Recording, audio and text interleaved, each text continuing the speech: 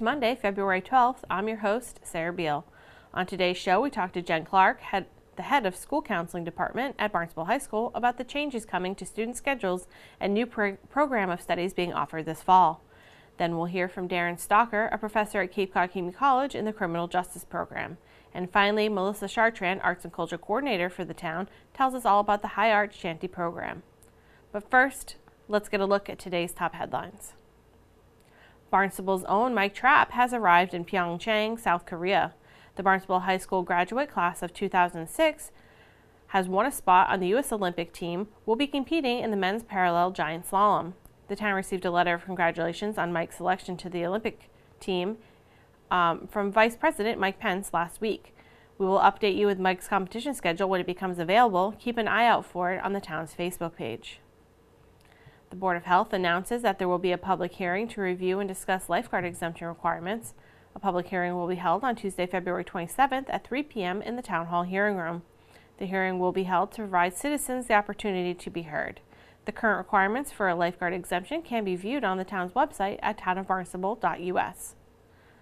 A public hearing on changes to various permits and program fees that will take effect July 1st for FY 2019 within the town of Barnstable will be held on February 13th at 10 a.m. in the Town Hall hearing room. Information is available on the town's website, townofbarnstable.us, or in the town manager's office between 8:30 a.m. and 4:30 p.m. Here's Mackenzie Connor with this week's BHS update. Hello, I'm Mackenzie Connor, intern for Channel 18. There is a lot happening at Barnstable High School this week. The Scholastic Art Awards announced the winners for this year's competition, and Barnstable High School was well represented with 15 students taking home these prestigious awards. For seniors, Scholarship Bulletin number 9 is now available in school counseling and house offices. The class of 2022 will be selling tickets for their March 8th Sky Zone fundraising event, scheduled from 2:15 to 5:45 in Kingston. The price of these tickets is $32. If you'd like to purchase advertising space in the 2018 yearbook, see Mrs. Whitten or a BHS yearbook representative to reserve your spot. For years, high school students have looked forward to attending their prom and celebrating afterwards with their classmates. For 2018, the prom celebration is at risk of cancellation due to minimal funds and lack of new community volunteers. If you have an interest in volunteering or donating, please visit the BHS website or email bhscelebration@gmail.com. That's all for today. Thanks for watching. I'm Mackenzie Connor. Coming up next, School Counseling Department Head at Barnstable High School, Jen Clark. Jen, thank you so much for joining us today. We're going to talk about the new schedule that Barnstable High School is going to begin this coming fall, moving from 6 courses to 7 courses. So let's kind of start about how this began, this process. So the process began about 5 or 6 years ago. With the research we've been doing and the feedback we've been getting from students and from colleges is that offering 6 courses was just not enough to meet the needs of our students and to make them as competitive for the colleges as some of the other high schools in the state. So we've been looking at all types of different schedules. We've been researching other schools and getting feedback from students and from parents and from staff. And finally we got to the point this year where we were able to just finally kind of be able to push it through and create a schedule that we think is going to be really great for our students. Wonderful. I know that there's a lot of kids that, they might want to take, there's the classes that they can't take because they only have 6 classes that they can take, and there's, I want to take this class, but I want to take this class, and they might have to make a choice. Right. So with this 7th class, they'll be able to add, and it's really up to them what they want to add. There are going to be some electives, and there's some new classes that are going to be offered, but, they can add, a second science class, a second math class, a second history class. Exactly. Right. Yeah. So it really allows students to really be able to kind of follow their paths, like what they're really interested in, and those students who have a strong desire to pursue something in the arts can take multiple art classes, or somebody who wants to go into engineering. There's a lot of science and math courses that pertain to that, or in some of our new engineering courses. Students who have a strong interest in wellness courses can take more wellness courses. So, and then students can, really kind of expand their kind of repertoire of classes by taking something they've never taken before. And the feedback we're getting from colleges is that they really want to have very well-rounded applicants. Colleges at all levels, even the highest tier colleges, want to see students that are well-rounded, that haven't just gone, straight, a bunch of AP classes, but have a really broad array of courses, because it really helps to make them better students and better people at the college. Yeah, you don't want to just see, math, history, science, English, a language, whatever. Right. You want to see, they have other interests, and they're trying other things. Right. What are some of the more elective kind of classes that are going to be offered? So we have lots of really, really cool classes that I wish I could take. In the art department, we have, I know that they're going to be offering photography, which is really exciting, and a course for 8th graders in kind of the more digital kind of arts, like graphic design and digital media and things like that. And then we have in music, they're offering the history of hip hop, which is kind of exciting. And then there are lots of really cool courses in the science department. There is a course on sharks, on marine mammals, on horticulture in the food system. And so there's a lot of really neat things in the science department. The wellness department continues to have some really great opportunities to meet student wellness needs. And history is, they have some really neat courses like the history of African American history. They are introducing a new government course, a new course looking at kind of global issues. And English has some really, really great new offerings, especially for the upperclassmen, and helping to prepare students for college. Like they have a course just on writing for college and on public speaking. And they have some new senior English courses like women in literature and horror and science fiction kinds of courses. And so there's a lot of really great opportunities. And world languages, we're adding, we added American Sign Language last year, and so we're adding the second level of that, which is exciting to have so many different opportunities for our students. This is wonderful, and all the different departments are able to add courses that they haven't been able to maybe offer before. So that's really exciting too for, I'm sure, the departments to be like, oh, we can finally offer this class or that class, something that they've always wanted to do. Now, the schedule itself, like the time that the kids are in school, is not changing. It's still going to be the same time frame. And the schedule is not out yet. It'll be out later this week. But you have found a way to incorporate the 7th class into the schedule. Yeah, and like we said at the beginning, the work we did, the leadership team at Barnstable High School has been working on this really intensely for the past several weeks.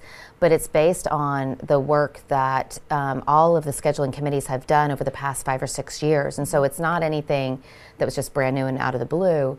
And so, this is something we've been working on and planning for a while. And so I think it's going to be a schedule that people are going to be really happy with. Wonderful. Now, the students will start looking at their schedule. When does that start? When does that process of looking for the next school year's schedule? When does that begin? So we've already started that. Oh, great. So we've already had a couple of sessions with, we had a session with the current 10th and 11th graders, and then another one with our current 8th and 9th graders, kind of just introducing them to new courses, and these are new opportunities for you. Start thinking about it, start talking to your teachers.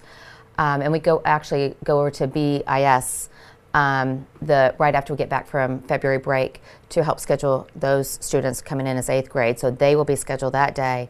And then over the course of the next 4 weeks after February break, high school counselors meet individually with every student and do their scheduling selection. So it's quite a lengthy and intensive process, but it's a really important process to make sure that students really know their options and are taking courses that fit their interests and their what they want to follow, and obviously meet graduation requirements too. Wonderful. I'm really excited to hear about how it all goes next year.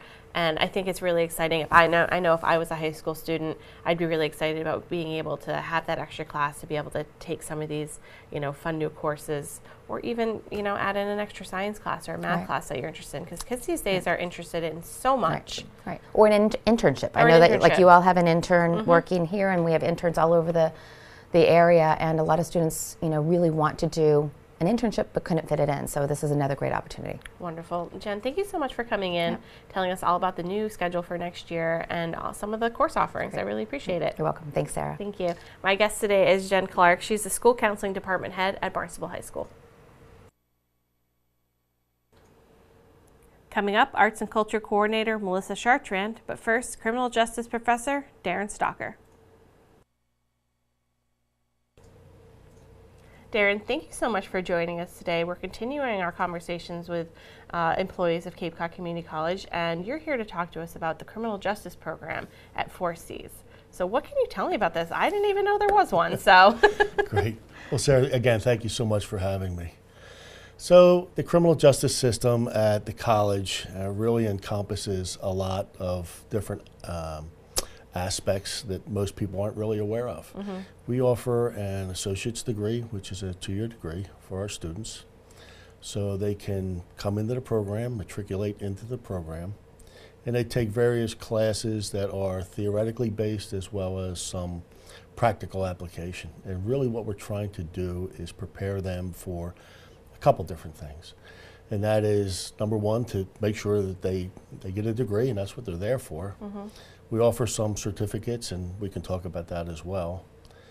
But we also prepare them for the workforce, or a lot of our students transfer into 4-year institutions, hopefully graduate with a bachelor's degree somewhere, and we even try and make sure that they go on and further their education, maybe even towards graduate school. That's wonderful. Now this isn't just police officers, which is the first thing I said when we first started talking when you got here today was, I bet there's a lot of police officers, but there's so many jobs in the criminal justice system that you could have. So let's talk about a little bit about where that 2-year criminal justice degree could take you. Yeah. So just to give an overview of the system in itself, and it really is a system. Mm-hmm. There are about 2 million people that work in the criminal justice field throughout the United States. Wow.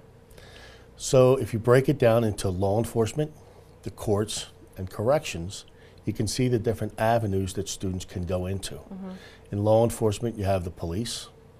In the courts, you have probation, parole, you have administrative duties inside the courts as well, and then corrections as well, which would be the jail or county prison or even a state prison. And the Sheriff's Department here in Barnstable County takes care of that. The other thing to consider is you also have each one of those at the local level, the state level, and the federal level. And believe it or not, there are jobs at the federal level where a student who has a 2-year degree could potentially qualify for that job. In fact, we have a student that graduated not too long ago that is currently working in Washington, D.C. Wow, that's amazing.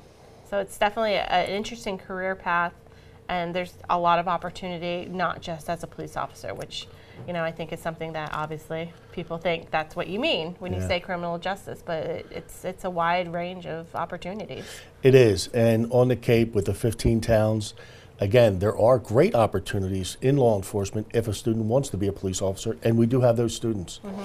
And we've been very fortunate that a lot of the towns have accepted our students. We allow them to engage in a co-op program, an internship program.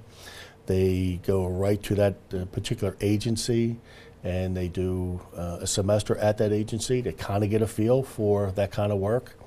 Some of those agencies have hired our students directly because of those co-op programs, and they've gone on to be dispatchers and police officers and work in the court system and work in corrections, and it's just a great opportunity. So I think our program really tries to prepare that student for great opportunities and allows them to see the entire system as a whole. Wow, that's great.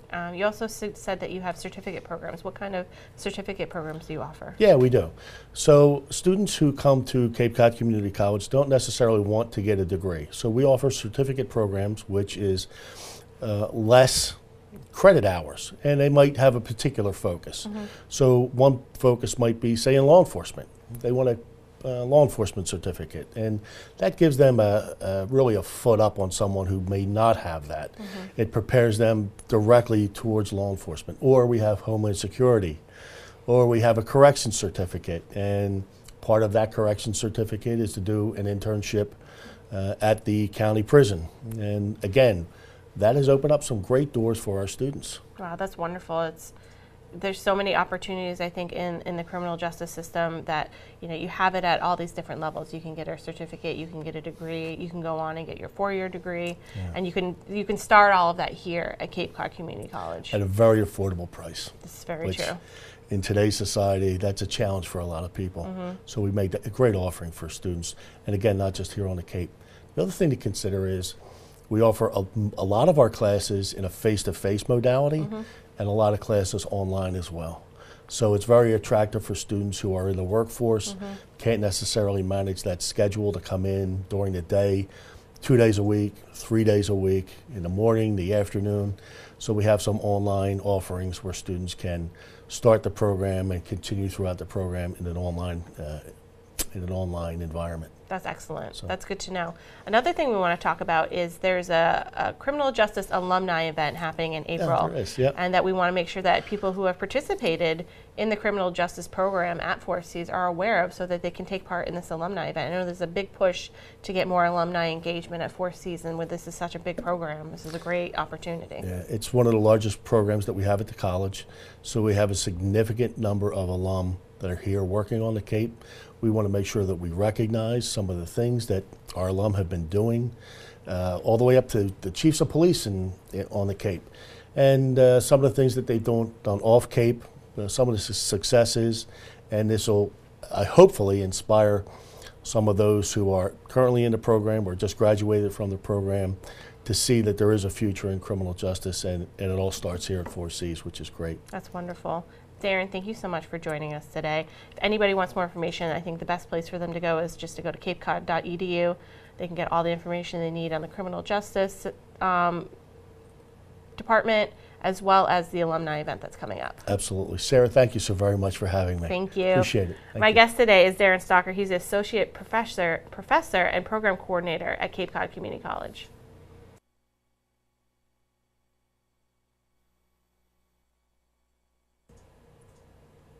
Melissa, thank you so much for joining me today. Thank you, Sarah. Welcome back Thank to you. the studio. It's nice to be here. We're going to talk about the 2018 Shanty program. Let's start a little bit about, kind of how the Shanty program has evolved over the years, because it's how long has the Shanty program been going on? It's been going on for a while, Yeah. Sarah. It started in 2005. It was a wonderful program in a series of arts-oriented strategies to really revitalize downtown Hyannis. So picture the harbor front, and people come and go from the ferries, and they get in their cars and they leave. And this was the first in a series to have people have a reason to have more time here in downtown Hyannis. And so the Shanty program began. It has grown tremendously from the first season. It had 11 artists to now we have over 100. That number blew me away there. I know. 100 participating in any given season, and this year is extra exciting because we have now 3 additional shanties coming into the program. Which is so excited. They just went in over the winter right here next to Town Hall, kind of overlooking Asleton Park. And they just kind of, hopefully they're part of the walkway to the sea, and so people will come up from the ferries and continue down that walkway up to Main Street, and then the people from Main Street will come down, they can stop there, and then those shanty artists can say, oh, there's even more of these. Exactly. Down at the harbor. Keep going that way, you'll find them. So exactly. It's all in the heart of the High Arts Cultural District, so it really is connecting the dots. There's a wonderful synergy from Main Street to the harbor front, and also our High Arts campus, which is at the corner of Pearl and South, and it's all walkable, Sarah. So exactly that. And the program began, again, for supporting the creative economy, giving them an opportunity to meet people from around the world that come through.